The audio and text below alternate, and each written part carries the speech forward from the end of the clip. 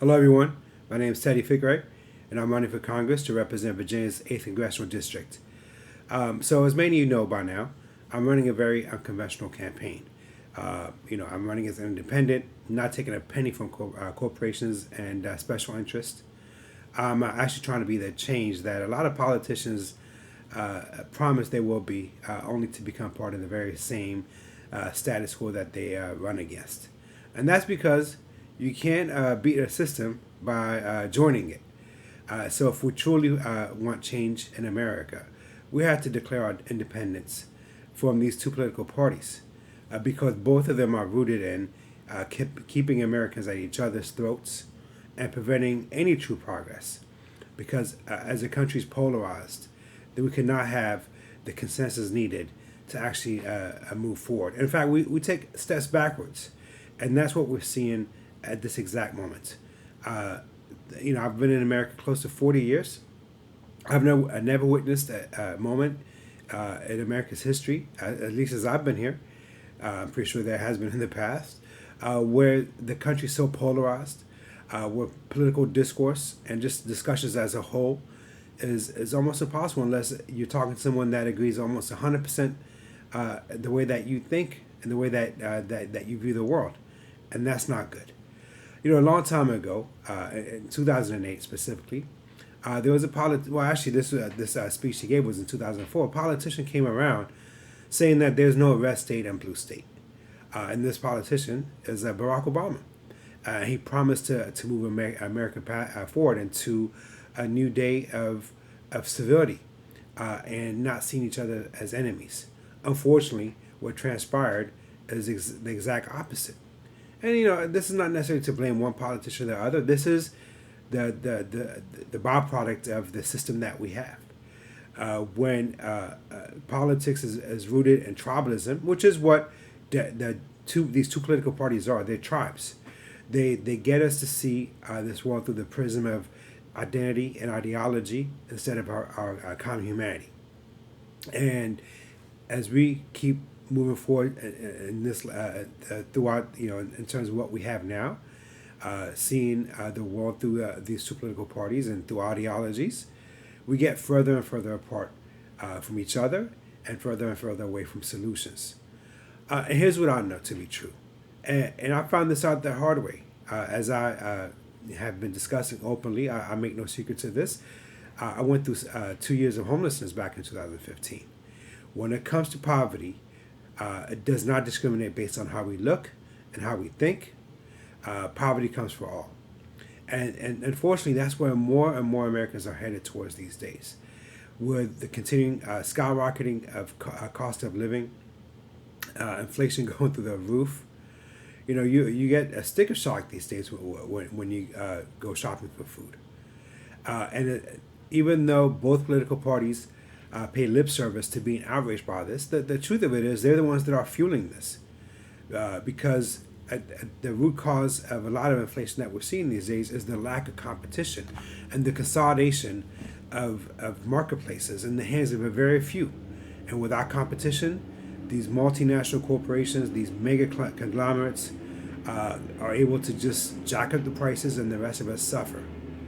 And in the process, poverty gets transferred downward, and as our wealth is transferred upwards. But this is the very deception of our political system. It gets us to argue and to bicker and to fight based on our differences, instead of realizing that we are being squeezed and suffocated by a system that enriches a few and impoverishes so many around the world. Like I said, I found this the hard way. And once you take a step away from the lens of tribal politics, you really realize that the vast majority of us are in the same boat together. I drive Uber part time, which, by the way, that's part of the reason I felt compelled to run as well. I'm lucky, obviously. I'm no longer homeless.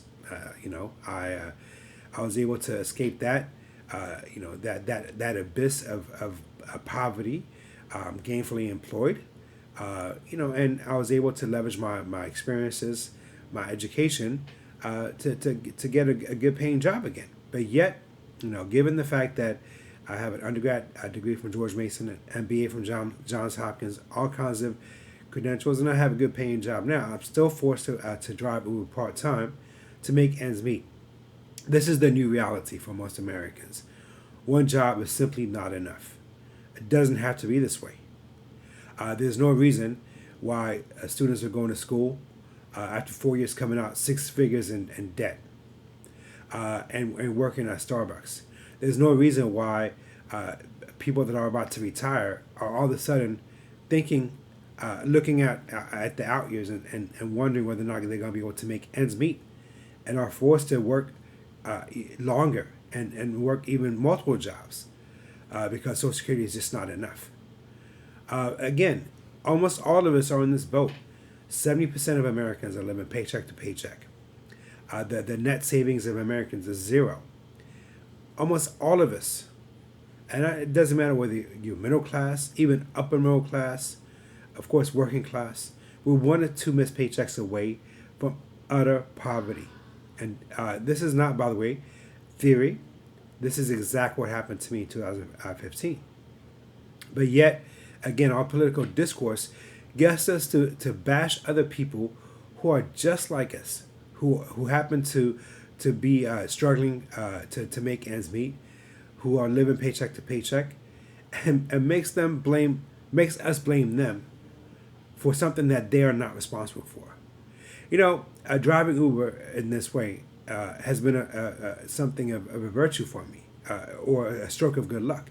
And even beyond, before I started driving Uber, going back to 2015, when you go through a level of homelessness, like I said, you kind of learn to overcome the caste system of identities and ideologies, and really seek our common humanity.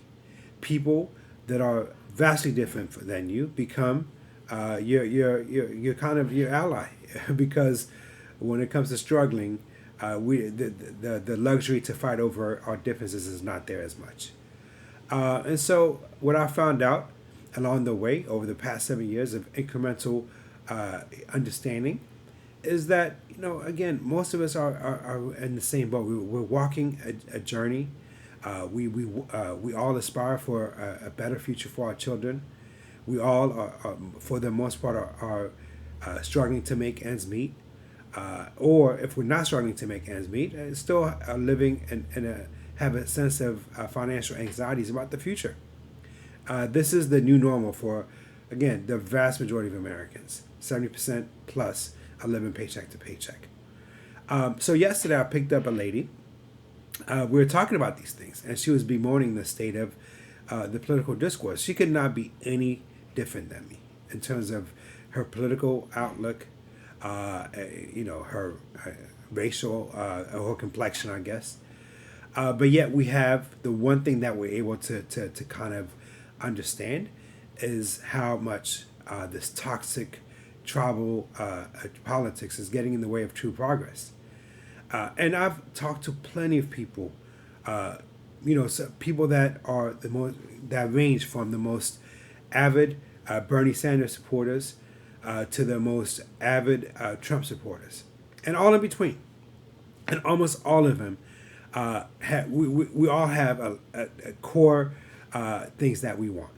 The ability to earn a fair wage and be able to take care of ourselves without needing assistance from others. One of the things in life that is a fundamental human right is for us to be able to work in order to take care of ourselves. We don't need our money being taken from us in order to get it back in form of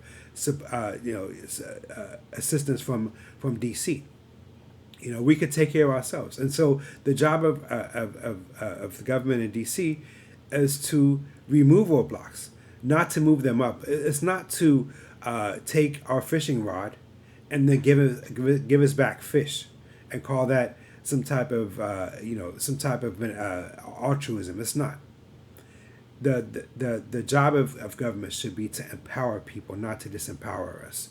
So this is one thing that almost all of us have in common: the ability to be able to keep more of our resources, and to find a decent job, and to empower our communities. This is not a left or a right issue. This is not a black or white issue. This is a human issue. Same thing when it comes to being involved in continuous states of wars and enriching the military-industrial complex while our country is crumbling at the seams. Again, this is not a left issue or a right issue. This is a fundamental human value to not go around funding wars that enriches a few and leads to horrific outcomes around the world. So and education, to invest more in education. And part of that is also for us to have more say in our lives instead of having bureaucrats decide for us. Again, this is not a left issue or a right issue. This is not a black or white issue. And so, sadly, this is exactly what prevents us from seeing that we do, irrespective of where we reside on the political or social spectrum, we have core desires, the common things that we all aspire. But instead of addressing these fundamental aspects of what the vast majority of us desire, and the need that we have for more opportunities and economic fairness, and being able to take care of ourselves instead of feeling a sense of omnipresent economic anxieties, our political discourse is rooted in inciting emotions, peddling grievances, and turning us against each other. Again, I have talked to plenty of Trump supporters. The vast majority of them are good and decent people, no matter what the news tells you. And the same is true if you happen to be a Republican, because the same thing is being done to Republicans. The vast majority of Bernie Sanders supporters, or people that are quote-unquote left-leaning supporters, desire the same things as you.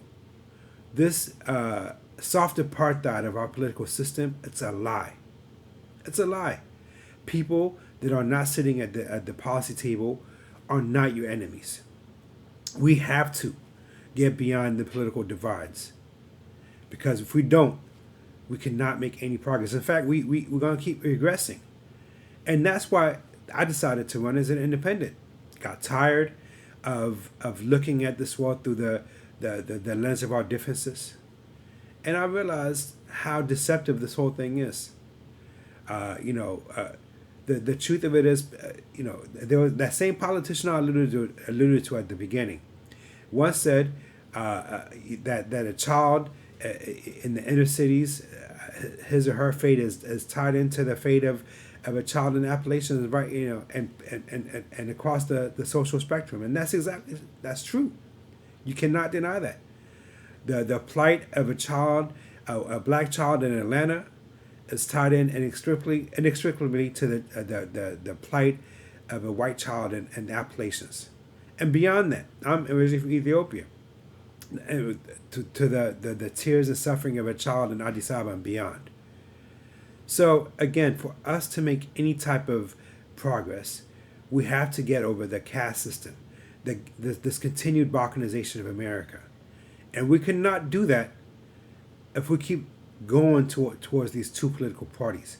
Because these two political parties, the basis of their whole existence is to, in fact, divide people. It's to divide people based on ideologies, on identity.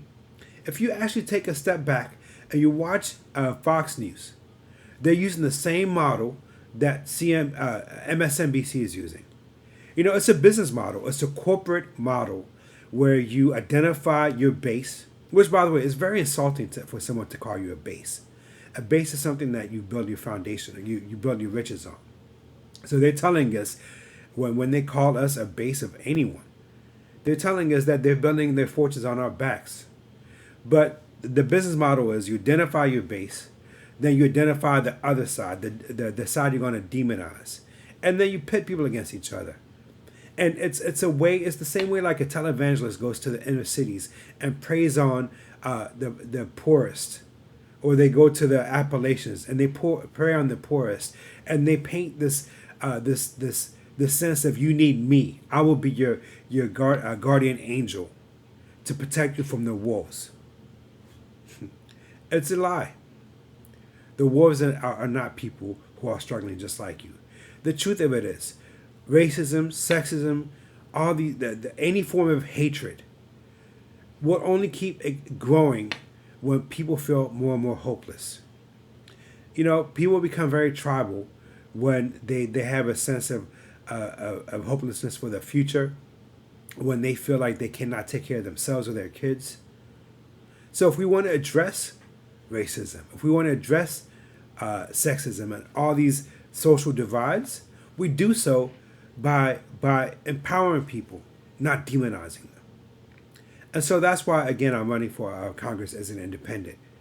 And I'm doing so, like I said, in a very unconventional way. I'm not taking a penny from corporations. In fact, I was at a couple of debates about a couple of weeks ago, 3-4 weeks ago.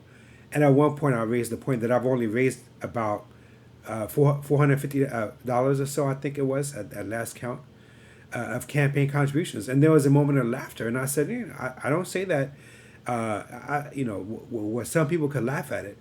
It's a point of pride for me. I'm not emphasizing people contributing to this campaign.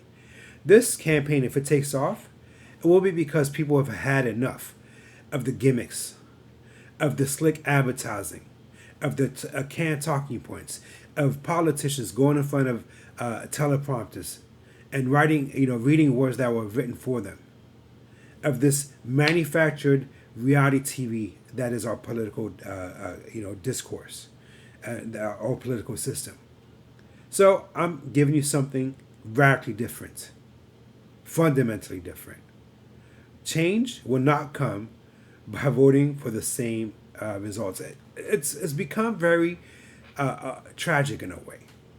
The way that these two political parties continue to game us, to bamboozle us or hoodwink us, I guess if you want to call it that. It's every election cycle, they kind of go back and forth in terms of pointing fingers at the other party. So the party that's out of power demonizes or blames the party that's in power. And then they get in power, they do the same thing. Nothing changes. And then all of a sudden the party that's out of power pretends to be the allies of working people and people that are struggling. Never mind that 2 or 4 years ago, they were the ones that were feeding the very system that was impoverishing so many people. No, now all of a sudden they're the champions of the marginalized.